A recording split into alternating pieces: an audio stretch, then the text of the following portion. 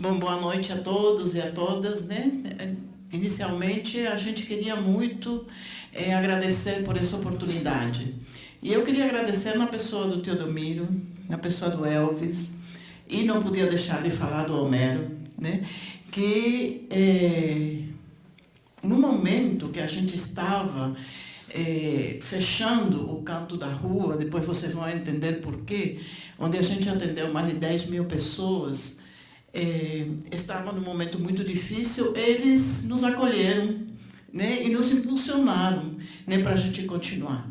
Então, acho que a gente, né, uma gratidão a gente estar aqui, e também pela CODESE, né, por esse processo de inclusão de um grupo populacional que é tão marginalizado na cidade e terem a coragem, né, de colocar ele aqui, né, como um ator, né, criando um espaço para a gente poder falar, né, sobre esse assunto, que é uma questão que nos desafia, né, e que nos impulsiona, né, e nos impulsiona, às vezes, mal, de formas negativas, outras vezes de formas positivas.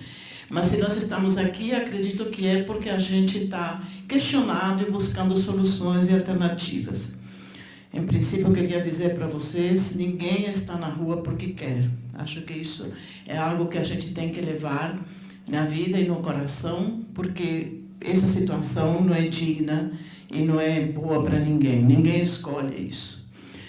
Mas a gente vai apresentar hoje, né, uma experiência que a gente fez, que chama Canto da Rua.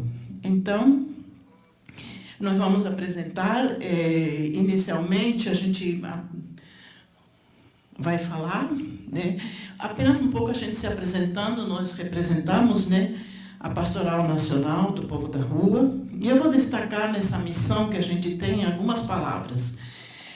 Ser uma presença solidária junto às pessoas, reconhecer alguns sinais de vida que tem. A gente vê as pessoas deitadas, a gente vê as pessoas que parece que não têm coragem, mas a vida impulsiona e te impulsiona para algumas coisas. Então, a gente descobrir esse sinal de vida e acreditar e trabalhar para a transformação social.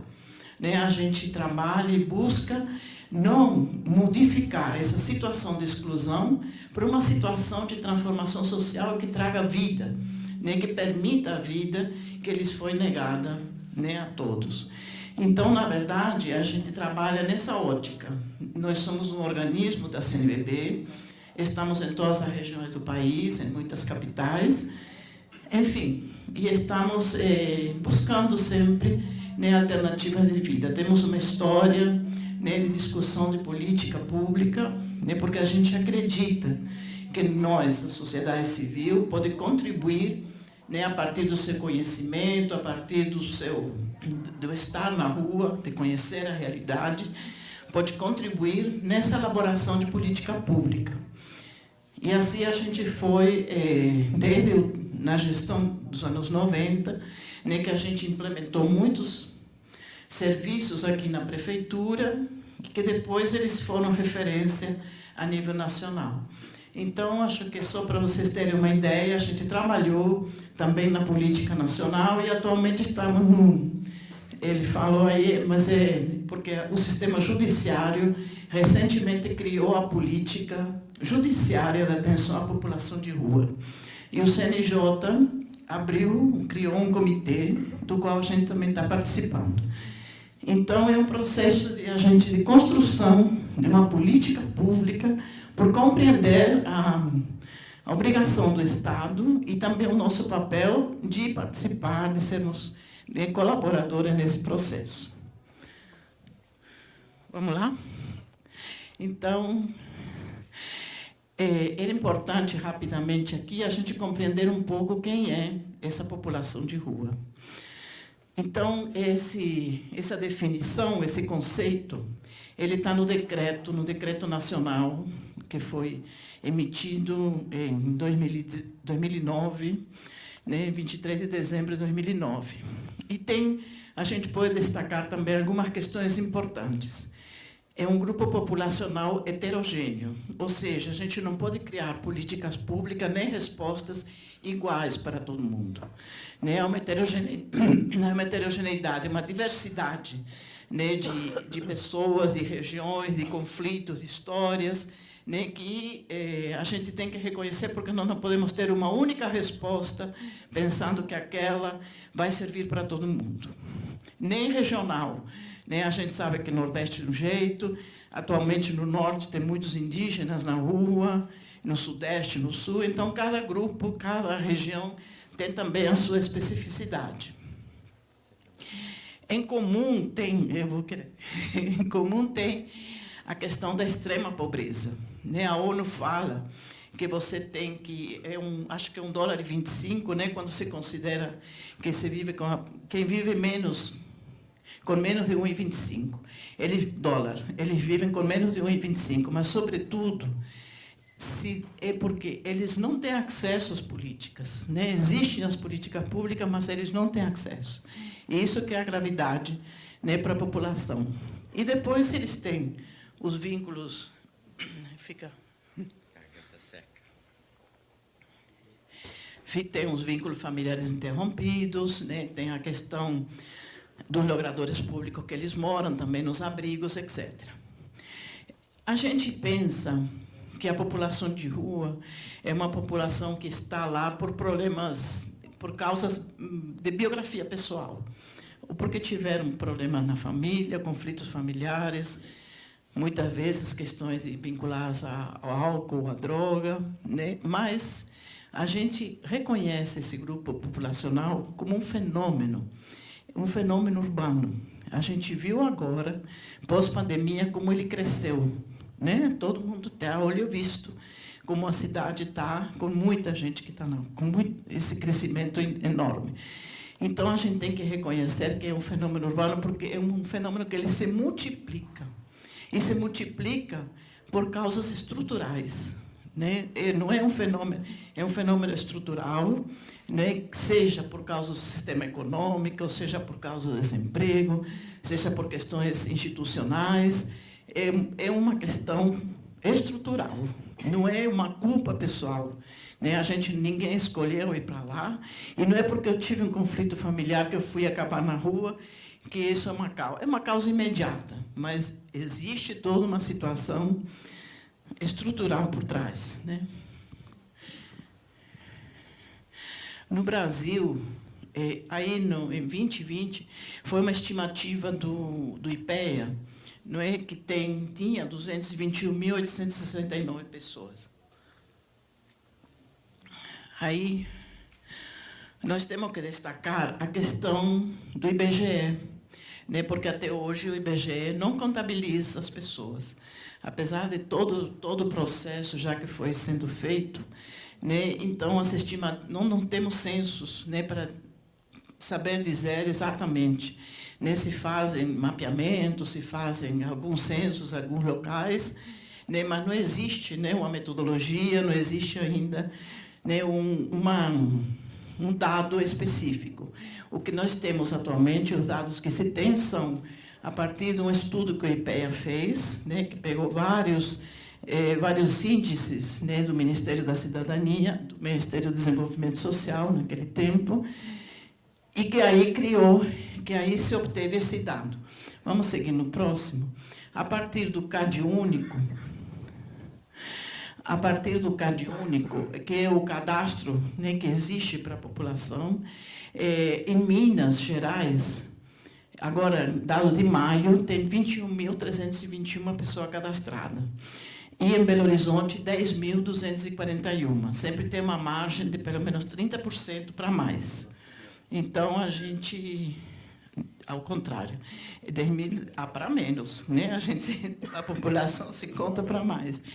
Então, esse é o dado oficial que se tem. Né? Às vezes se fala, até agora, que se repete, às vezes os jornais dizem que tem 4.500 pessoas, 4.600, mas isso já não existe mais. O CAD único consta que em Belo Horizonte tem 10.241. Alguns dados, né? Esse foi do último censo que teve aqui em Belo Horizonte, que foi feito em 2013.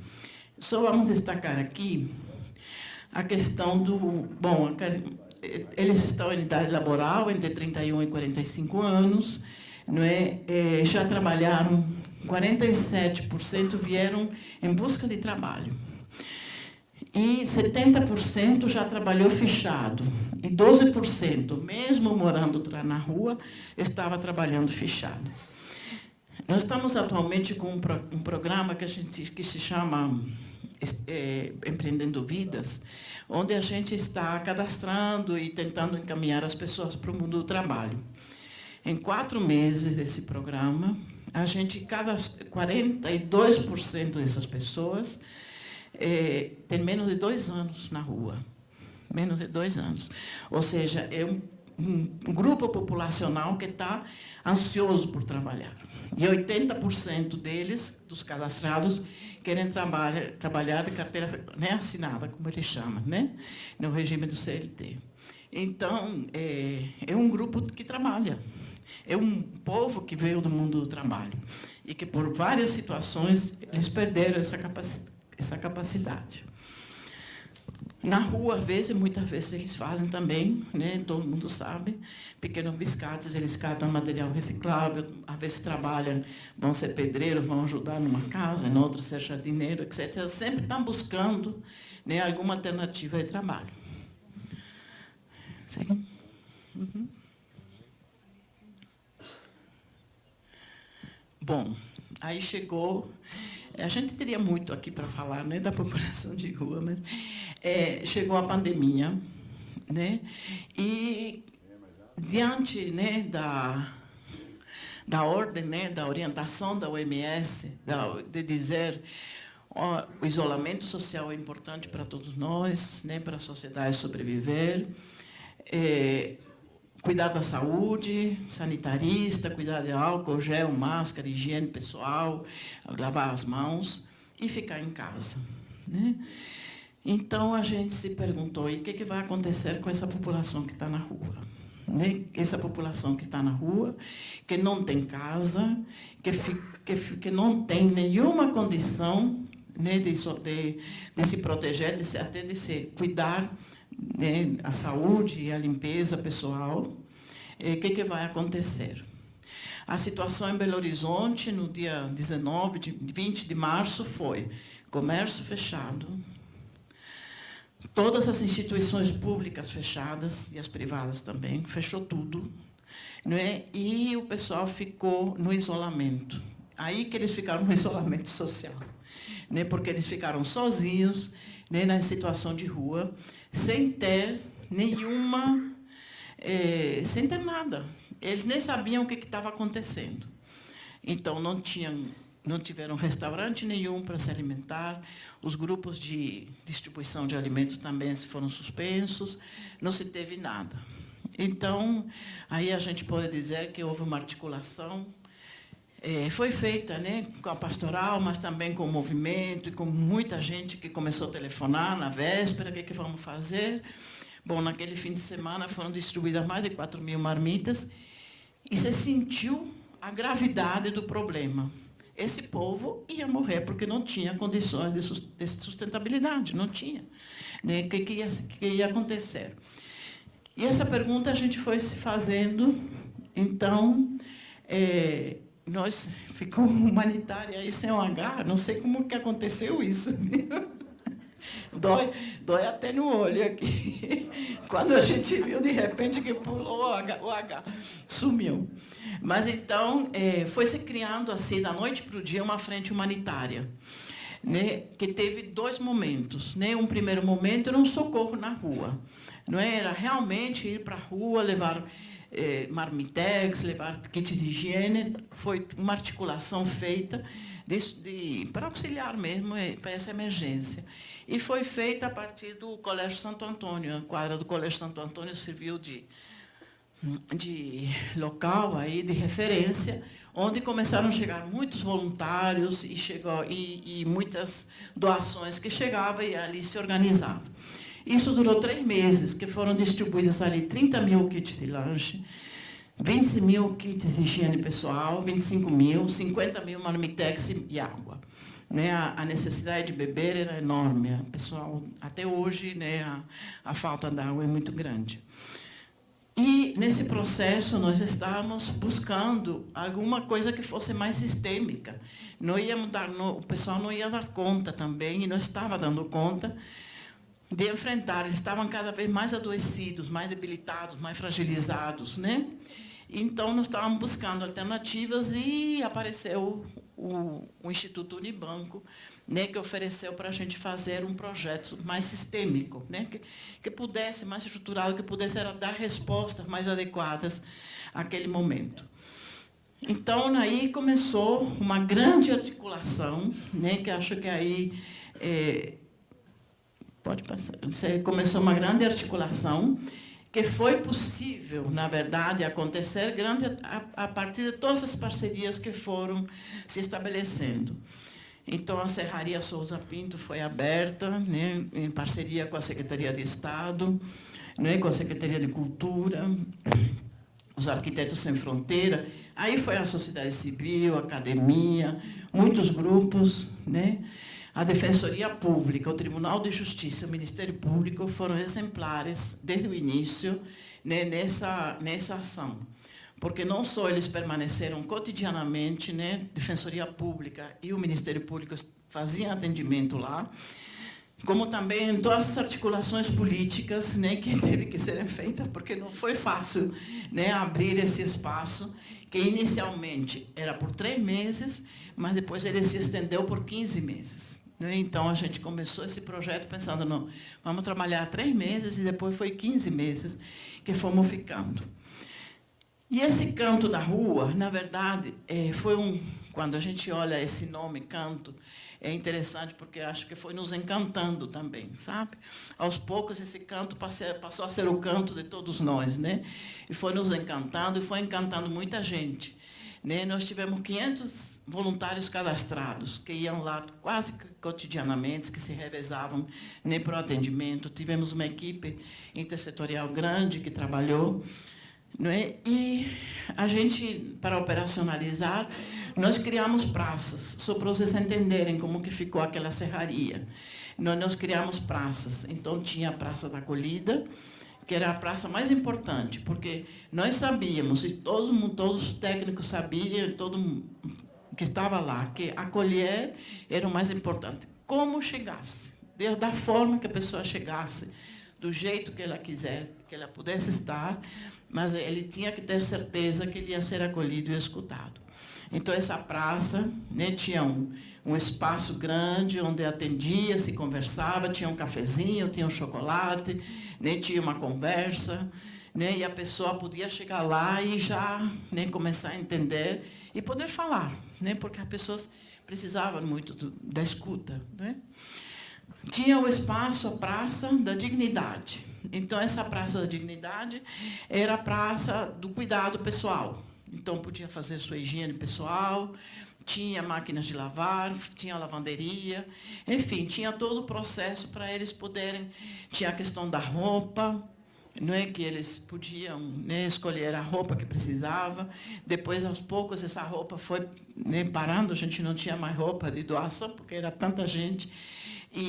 Mas aí, na medida que a gente teve as máquinas e o pessoal começou a lavar, então se resolveu o problema, né, porque eles gostavam muito de lavar as suas roupas. Né?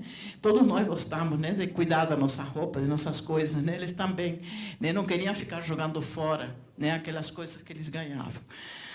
Depois tinha a questão da cidadania, a Praça da Cidadania e Defesa de Direitos, né, onde a gente tinha equipes aí que atendiam, né, seja para documentação, né, seja estava a Recivil, estava o Ministério Público, o Centro de Defesa dos Direitos Humanos, enfim, tinha um atendimento para poder realmente acolher essas pessoas nas necessidades que eles quisessem, que eles precisassem.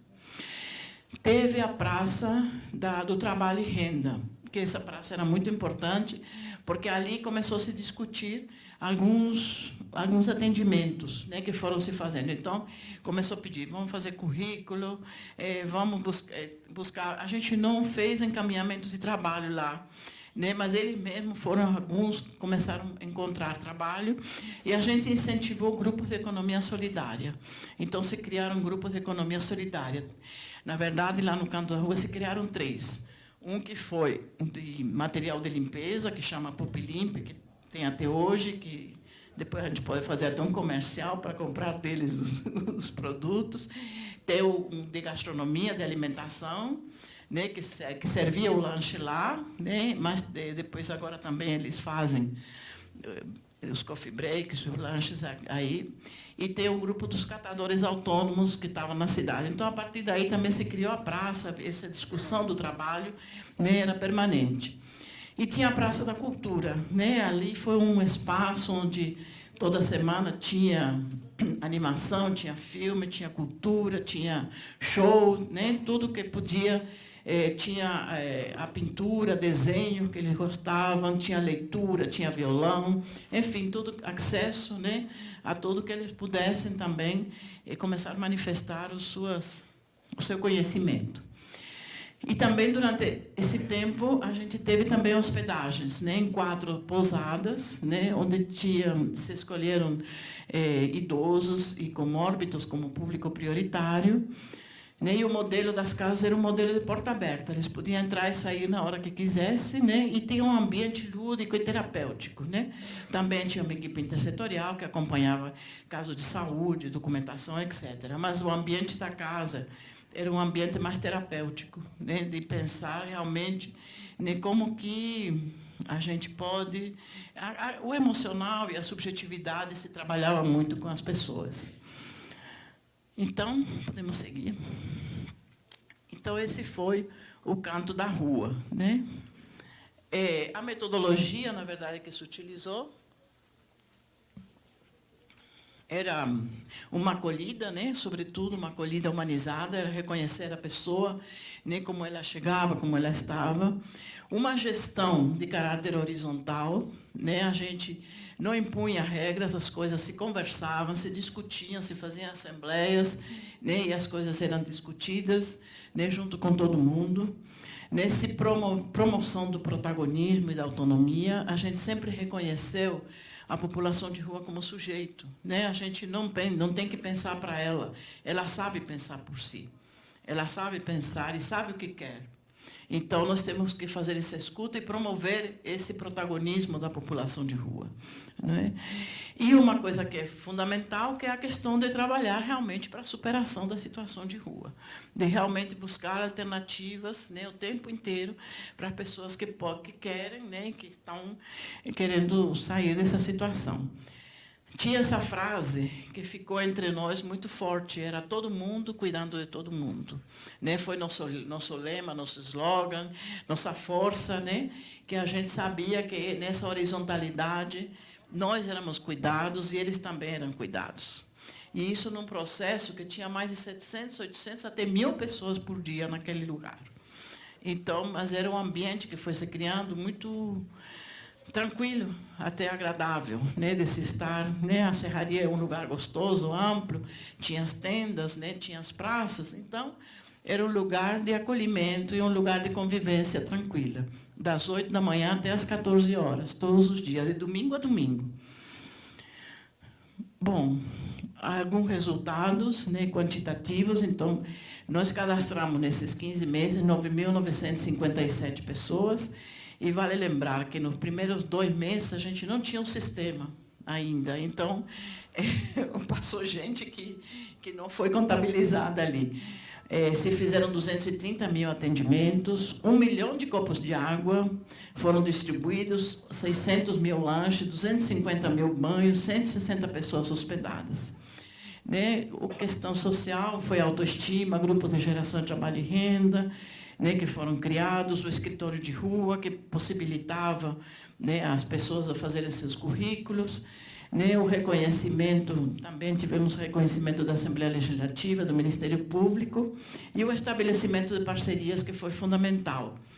Vou seguir no último, que é as conquistas que se teve. Então, todo esse processo...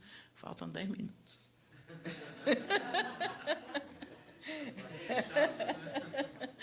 Vamos lá, vai ser rápido.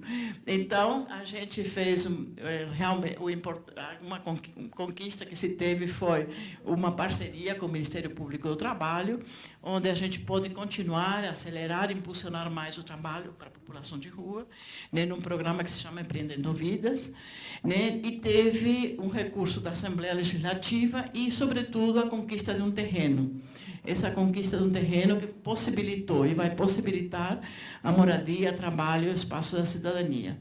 Então, a gente vai contar aí, vou passar para o Maurício, né, para que ele vai falar um pouco desse novo canto da rua, que ele está ressurgindo, né, e que a gente acredita, né, os sonhos não envelhecem, então a gente continuou nessa luta. Boa noite para todo mundo.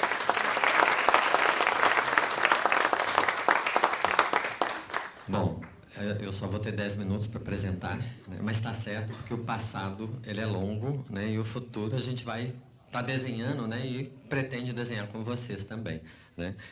E a gente queria apresentar, então, o Canto da Rua, né? O novo Canto da Rua, né? Não mais emergencial agora, né? Um lugar de permanente que vai existir e permanecer, assim a gente espera.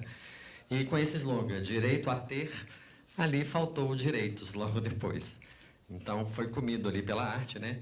É o canto da rua, direito a ter direitos, né? Esse é o slogan, né, que a gente tem nesse espaço, né? E o que é o canto da rua, né? Direito a ter direitos, né?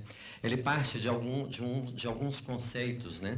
Que nasceram dessa metodologia e da missão da pastoral, né? Então, todo esse exercício que foi o canto da rua emergencial, toda essa experiência, né? Impactante, né, para quem estava, para quem frequentou, né, e a importância e a relevância foi dada exatamente por essa extensão, né.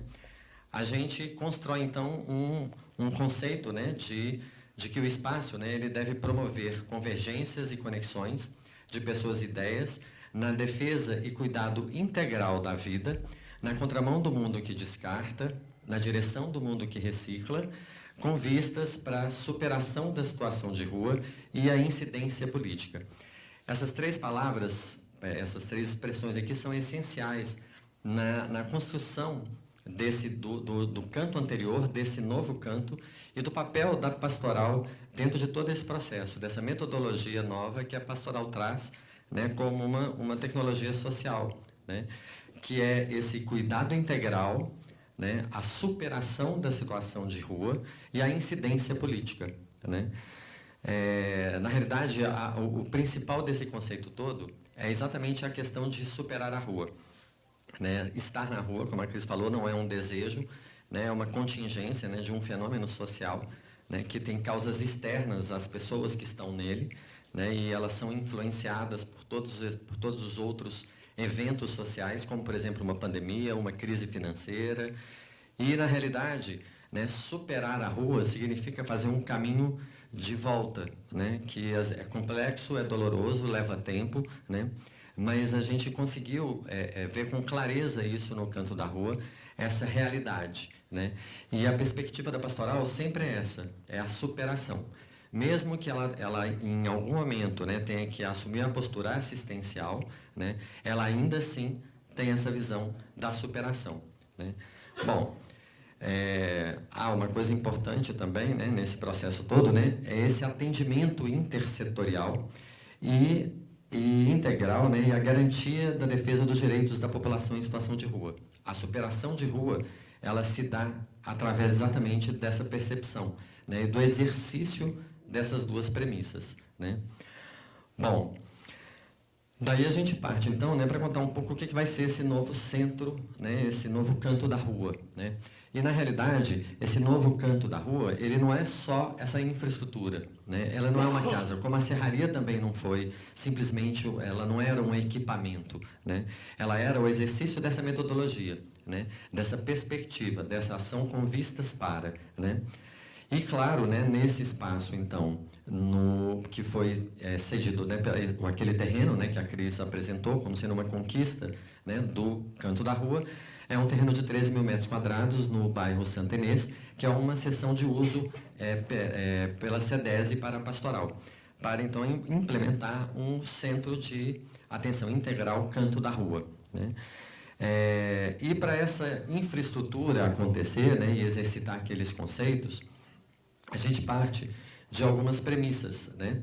Então, que esses espaços, né, que esse espaço de 13 mil metros, ele tem que ser projetado, né, com usos específicos de cada um desses prédios, né, eles interligados, né, de uma forma horizontal. Então, é quase a percepção da metodologia espalhada fisicamente, né, construtivamente no espaço. E privilegiando sempre essa horizontalidade, né. Esses ambientes que a gente vai construir, eles têm que dialogar com esse público-alvo, né, com a população em situação de rua. E quando a gente fala dialogar com a população de rua, né, não é levar cobertor e papelão para lá, né, é o contrário, né, é tratá-los com humanidade, né, é um lugar bonito, um lugar agradável, né, porque desagradável já é a rua, né. Então a gente tem que dialogar com esse ser humano que está chegando, né. E uma outra questão, né, e aí já é toda aquela postura da pastoral, né, de ir na direção do mundo que recicla, né, que constrói. A construção ela vai ser ecoamigável, então a gente vai utilizar ventilação natural, lixo zero, reaproveitamento de água, reaproveitamento de energia solar e a manutenção das coberturas vegetais que já existem no espaço, que é um espaço lindo, vocês têm que ir lá para conhecer, um lugar arborizado, né, maravilhoso. E a gente vai tentar, né, em todo o projeto arquitetônico, ele está mantendo essa cobertura verde. E todo o centro vai ser construído em torno dessa construção, dessa vegetação. E aí a gente vai ter, então, aqui, na realidade, 6 espaços, né, que são 6 eixos, né, que norteiam esses 13 mil metros quadrados, né. Em cada um desses eixos aqui, a gente tem, então, um espaço construtivo e uma metodologia, um processo de ação e uma oferta para a população em situação de rua. Também tendo uma interlocução sempre com a comunidade do entorno, né, e sempre partindo das premissas do trabalho da pastoral, trabalhando em rede, né, trabalhando articulado, né, e sempre, né, com vistas à superação em situação de rua e à incidência política. Então, a gente começa, né, pelo primeiro espaço, né, o espaço de moradia primeiro, né, ele vai ocupar 3 mil metros quadrados, é um espaço onde vão ser construídas, em média, né, os arquitetos ainda estão fazendo um estudo para ver se cabe, né, 30 unidades habitacionais de forma horizontal. A ideia não é construir uma vila, a ideia não é construir um gueto, nem um conjunto habitacional. É um espaço digno, né, que é claro, não é uma moradia permanente, né, mas um espaço que a pessoa se sinta realmente humanizada, né, que ela não seja julgada num espaço com 300 mil pessoas dormindo, né, ou em espaços em que improvisadamente a pessoa permanece ali durante um tempo. A ideia realmente é o resgate da dignidade.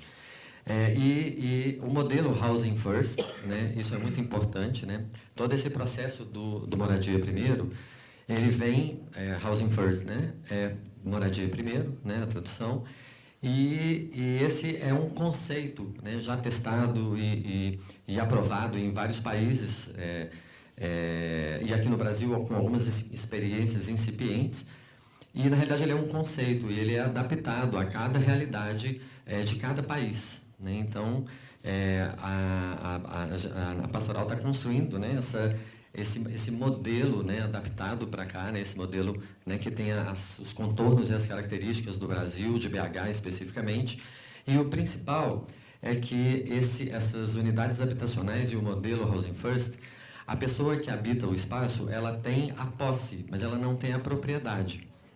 Então, na realidade, ela pode permanecer ali por um tempo indeterminado ou determinado, mas ela está ali para se erguer, ela está ali para se, né, para poder, né, caminhar na direção da superação da situação de rua e dessa reconstrução de si mesma. Então, ela não tem a propriedade do espaço, ela só tem a posse, né? 5 minutos, vamos lá. Vamos lá. Eu falo muito, então vai ser difícil, mas nós vamos tentar. Bom, o Canto Cidadão, né, que é mais ou menos, né, a Serraria Souza Pinto, né, com esses espaços de dignidade, né, de cidadania, né? Então ele vai ter a disponibilidade, né, de áreas de banho, lavanderia, né, todas essas necessidades, né, de sobrevida, né, que a população de rua precisa e que a rua não oferece, né, muito menos o poder público. Então a gente vem com toda essa área, né, de serviços e ainda com as atividades interdisciplinares e transversais, né, da promoção de dignidade, cidadania e sempre com a perspectiva da superação em situação de rua. A ideia é o atendimento médio, né, de 300 a 400 pessoas por dia, em contraponto à serraria, em que a gente atendeu nos 4, 5 últimos meses até 1.000 pessoas por dia, né? O próximo espaço é o Empreendendo Vidas, né, num exercício já, né, de uma longa história da pastoral, né, da geração de trabalho e renda, desde 2013, né, que existe esse programa e ele vem sempre sendo, né, evoluindo e reelaborado, né, se adaptando ao tempo. Vai ser um espaço, né, de 1.500 metros quadrados, né, para geração de trabalho e renda, né, onde o exercício, né, vai ser da formação e da promoção de grupos de economia solidária, capacitação e formação profissional, como horta-escola, padaria-escola. O envolvimento da iniciativa privada, nesse momento, vai ser muito importante, tanto no custeio desse espaço específico, do centro como um todo, mas ainda também nos cursos e nos encaminhamentos, né, para a promoção de vagas, né, para trabalho formal, né, dessa formação e dessa capacitação. Inclusive para a sustentabilidade do espaço, né, existe a possibilidade de um outlet de material ou de construção, né, até indo nessa direção, colaboração, né, ideia do Teodomiro, né. Então, né, a ideia foi muito bem-vinda, né, porque ela atende, inclusive, os conceitos da pastoral, que é a reciclagem, o mundo que recicla, que constrói, né. E nesse processo todo, a gente tem uma série de apoios, aqui a gente elencou alguns, né, mas a FIENG, a Fundação Dom Cabral, SEBRAE, o FMG, Arnaldo, PUC, Sinduscom, e uma série de outros, porque o conceito do centro é exatamente a conexão e a convergência de pessoas e ideias, né? Sempre trabalhando em rede. Estou indo. Bom, o quarto espaço, né, é a cultura, esporte e lazer. Ele funciona, né, ele tem uma estrutura física, né, de um campo de futebol society, uma quadra poliesportiva, um anfiteatro para 200 pessoas e um espaço de espiritualidade. Essa área específica, ela vai visar integrar e promover a participação social efetiva, incluindo a comunidade do entorno. Nesse espaço já existia um campo de futebol tradicional, né, da região e tal. A gente está mantendo esse espaço, mantendo inclusive grupos que já jogavam lá historicamente, né, e a gente pretende fazer essa interlocução. Esse é exatamente um espaço de interlocução com a comunidade e com a população em situação de rua, né, para desmistificar e realmente a gente poder fazer essa convergência, né. E ele vai ser sempre aberto também para a comunidade numa série de situações, né, com atividades que inclusive integram a comunidade do entorno. Esse é um espaço que a gente tem muito carinho também, que é o espaço de documentação, pesquisa e memória, né. A ideia é compilar, sistematizar e trazer todo esse arcabouço teórico, né, que é hoje pulverizado e espalhado, né, porque a população de rua, né, não era e ainda é incipientemente muito pouco estudada como fenômeno, né.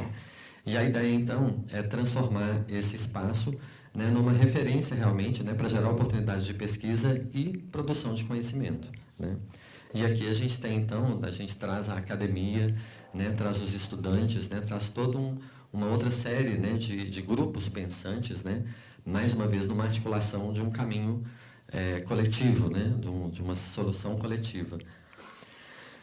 E, por último, a gente tem a Rede Novo Olhar Rua, né. A Rede Novo Olhar Rua foi uma rede que foi capitaneada pela Pastoral já há 2 anos, antes da pandemia, ela já estava em caminhos, né, e, através do Dr. Clóvis Baixa, né, sentado ali também, né, do grupo gestor do Novo Olhar Rua, né, ele traz essa ideia, né, de construir uma rede, né, que congregasse todos esses grupos que trabalham com distribuições e doações para a população em situação de rua.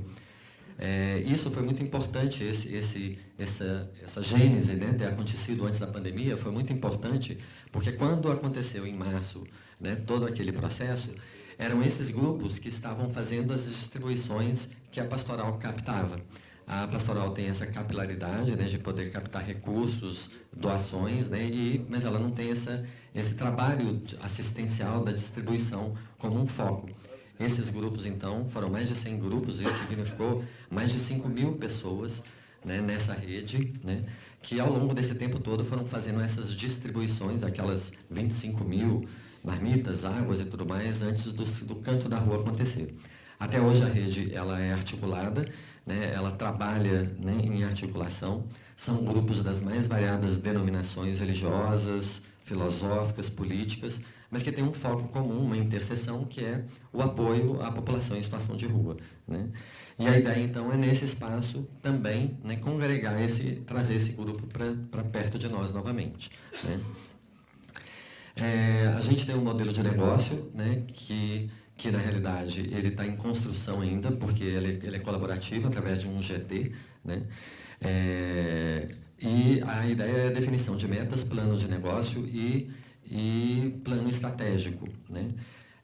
E a premissa para que tudo isso possa acontecer é sempre a preocupação com a sustentabilidade e a incubação dessa tecnologia social, dessa metodologia que traz dentro desse arcabouço todo de uma gestão de negócio, né, mas dentro de um conceito, né, um conceito do terceiro setor. Hoje a gente chama quase de quarto setor, né? E para isso é essencial, né, essas parcerias, a captação de parceiros para o custeio da operação e para trazer novos conhecimentos, né, porque toda essa construção ela foi feita, está sendo e será feita coletivamente, né? Inclusive essa ação do Canto da Rua Emergencial foi a primeira, ou talvez a única, né, que a gente teve notícia, ação no país todo que congregou o primeiro, o segundo e o terceiro setor, né? Então, numa mesma ação, estava o poder público, a iniciativa privada e a sociedade civil organizada, né? E é esse o caminho que a pastoral segue, né? E a gente ainda está desenvolvendo um plano de participação, né, com tipos de parcerias e formas de contrapartida, né? E, finalizando, dentro do horário ainda, né, a gente tem, então, né, como inclusive uma perspectiva, né, de contribuição para esse mundo, né, o que a gente, então, atinge, né, e promove como ODS, né? Hoje, isso tem um valor muito grande, principalmente para esses stakeholders que vão estar conosco nesse processo todo, né? Então, a gente está com o objetivo 1, né, erradicação da pobreza, o objetivo 3, boa saúde e bem-estar, o objetivo 8, emprego digno, crescimento econômico, o objetivo 10, redução de desigualdades, o objetivo 11, cidades e comunidades sustentáveis, e o 17, parcerias em prol das metas das ODS, né? E para isso, né, a gente... Dá para passar o vídeo rapidinho? Dá? A gente tem um vídeo de 3 minutos, rapidão, que conta essa história, rapidinha, ele é gostoso de ver, né? O pessoal da técnica já está na posição lá. Gente, obrigado. Todo mundo tem direito a ter direitos. Essa convicção é o que move a pastoral de vida. Tem direito a ter direitos. Essa convicção é o que move a pastoral de rua da Arquidiocese de BH na construção de um novo espaço no bairro Santa Inês, o Canto da Rua. O centro busca garantir os direitos da população de rua e catadores de materiais recicláveis, proporcionando dignidade e contribuindo para a superação da vida nas ruas. Mas essa história não começa agora.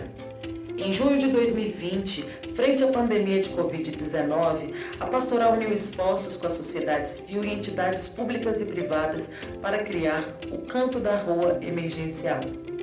Ali no centro da cidade, pessoas em situação de rua tiveram acesso à alimentação, cuidados com higiene e saúde, atenção psicossocial, orientação jurídica e outros serviços.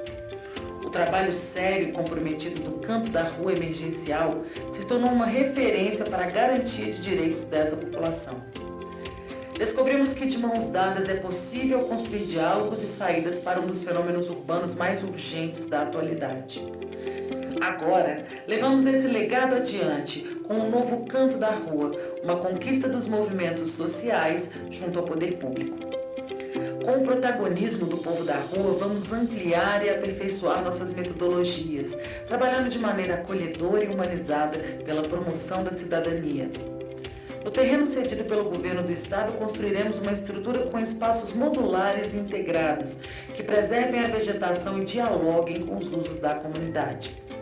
O centro abrigará atividades que vão desde o atendimento às necessidades básicas até a oferta de oportunidades de qualificação. O trabalho será organizado em 5 eixos: Canto Cidadão, geração de trabalho e renda, moradia, esporte, cultura e lazer e documentação e memória.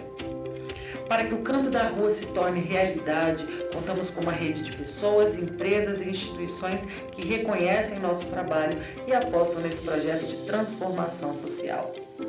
Atuando coletivamente, alimentamos o sonho de que todas e todos tenham direito à dignidade, à arte, ao cuidado, à autonomia e ao trabalho.